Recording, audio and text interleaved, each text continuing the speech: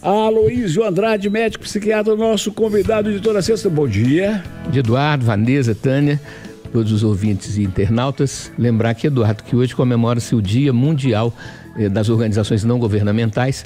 Essas organizações, então, elas fazem uma ponte entre o poder público, o governo, os governos e a sociedade organizada, né? Então, o papel das organizações não governamentais é muito grande, muito importante.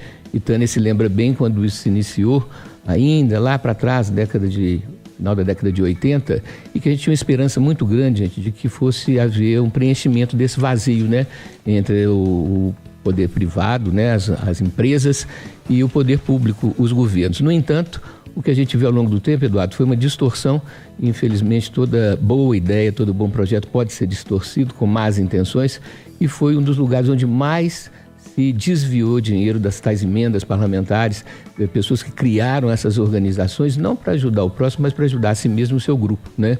Então, pedir ao bom pai, pedir a Deus para que a gente tenha uma organização não governamental séria, verdadeiramente interessada no coletivo e não só no pessoal.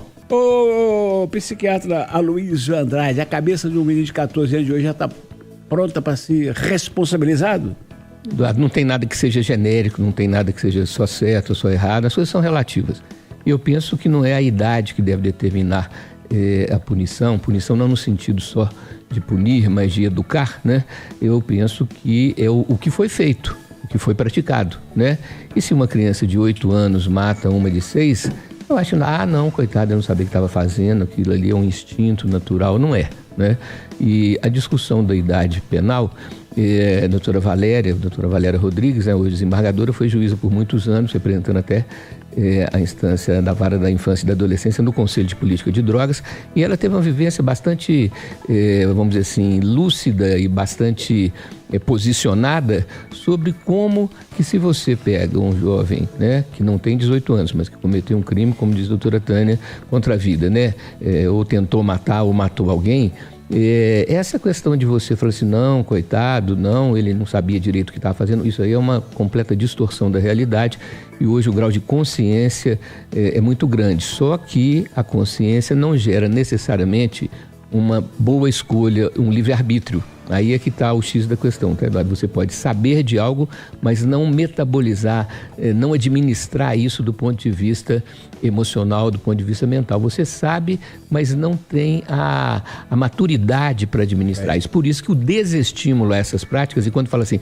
pessoa que for condenada até um máximo de 3 anos, tem as penas restritivas de liberdade, tem, então, não é assim, vai pôr o sujeito na cadeia direto de uma vez, não é isso. Você tem que ter as penas graduais, e que na medida que há reincidência, na medida que há, então, a repetição do, entre aspas, mal feito, aí você, então, vai aumentando a punição de uma maneira que possa se educar, possa se pedagogicamente estimular a que esses fatos ou esses feitos inadequados não corram solto, e que depois, a doutora Valéria falava isso, a pessoa ia ficar uns dias lá e pronto, já estava liberado.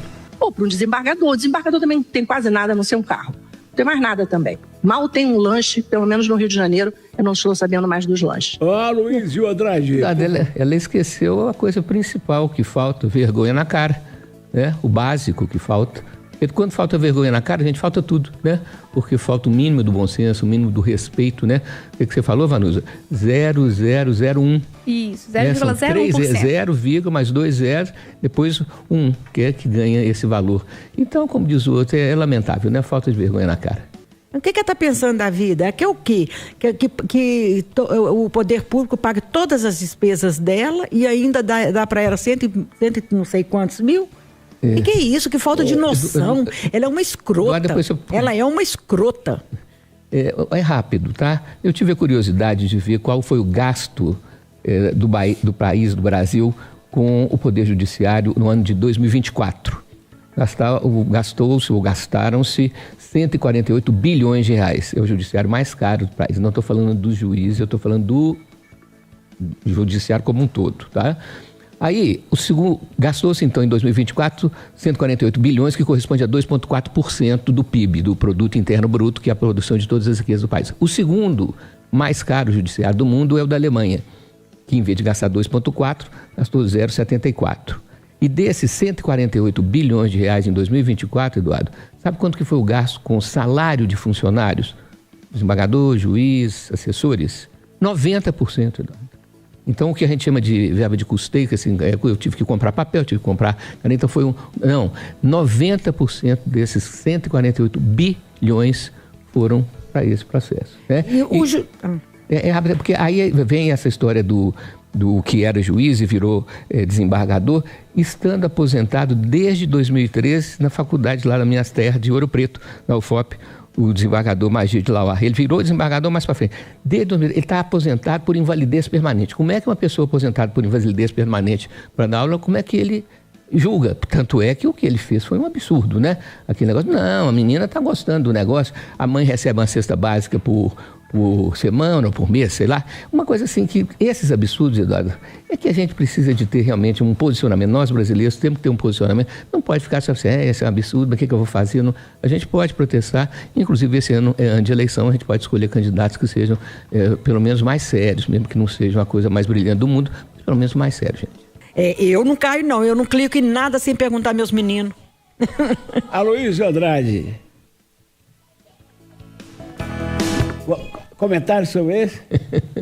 Hein? Merece comentar, né, Eduardo? Porque realmente tem coisas que são muito articuladas, tem golpes que são muito elaborados, mas tem outros que está na cara, né, Tânia? Está na cara. Exatamente. Né? Olha, então, assim, a gente ser tão ingênuo a ponto de... E tem um estudo que mostra que a maior parte das pessoas que caem em golpe queria dar um golpe. É o olho grande, quer ganhar muito. A gente sabe que tem que ter um cuidado danado para ver para onde que tá indo, né? Mas, tem gente falando, tem que ter cuidado, porque se alguém aí, né, tá oferecendo coisa demais, fique o alerta, tem que ficar em alerta, não adianta. Porque a pessoa empolga, Vanusa, né? Ela fala assim, puxa, eu vou me dar bem, isso aqui vai ser bom pra mim. Querendo ganhar. E entra até numa coisa que parece exagero chamar de estado alterado de consciência, mas entra numa empolgação, entra num tipo de otimismo que pensa que não é possível, que vai dar errado. Então pensa sempre de uma maneira que é distorcidamente otimista. E realmente quando a pessoa cai e ela se dá conta, além dela cair no golpe, ela ainda tem uma sensação de mal-estar consigo mesmo, Tânia. É como se ele se sentisse cúmplice de quem está dando cano, de quem está fazendo a falcatrua, né? Porque assim, a sua ingenuidade ou seu interesse excessivo em se dar bem acaba trazendo um tipo de perda irreparável, né? Que depois você não consegue recuperar esse dinheiro. Ele ignorou a denúncia e justificou que a roupa da mulher teria sido o motivo do crime. Foi demitido. Você já pensou, Aloysio Andrade? Essa é uma versão muito antiga e muito absurda, né? Assim, você me provocou, foi você quem fez meu instinto sexual exacerbar, exagerar, e o que eu fiz foi provocado por você, portanto a culpa não é minha, a culpa é sua. É mais um dos absurdos que nós temos tido que ouvir sem poder fazer muita coisa, né, Eduardo? A vontade é de, como diz o outro, de chamar a polícia na hora, mas até chegar você já viu.